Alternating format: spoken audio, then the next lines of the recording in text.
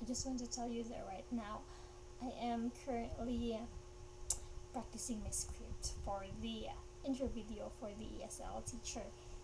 And napakahirap kasi hindi ko ma-memorize.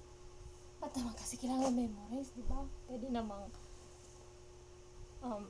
ano lang siya, pwede namang sabihin ko na lang kung ano yung gusto ko talagang sabihin.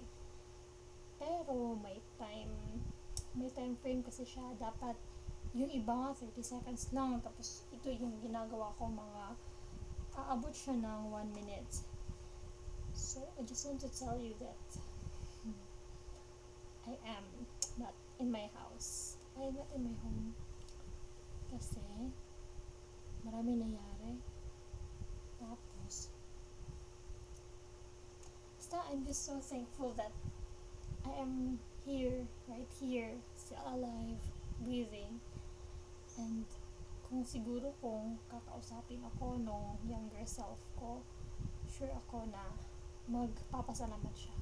Kasi wala na kami sa same shit kung nasaan kami noon, di ba? Wala lang, I'm just so happy. So, the future, sigurado ako na my future self will watch this video. So, it just feels like a dream. But, just like Wasted Nights song by One Ok Rock.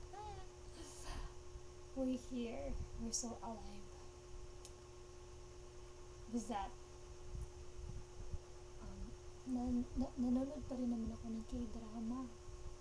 Wala lang, parang I can't graduate without it, diba? So, kanina yung napanood ko, it's about a washout idol, and she turned into a travel reporter. Now, somehow her program got shut down due to internal problems sa company niya. So ayun, naging sila, like kanang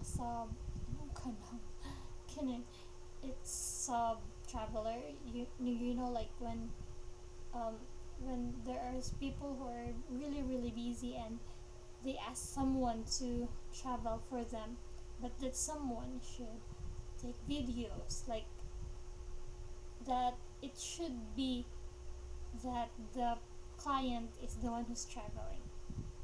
So yun lang. Tapos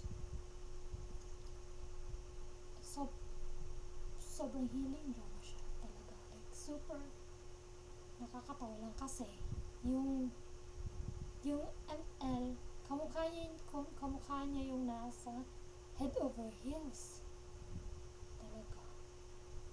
Kanina habang ako'y naliligo,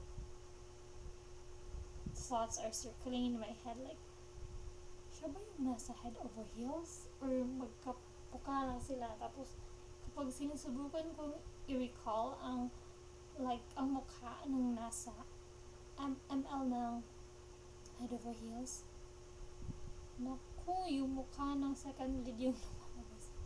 Kakainis talaga.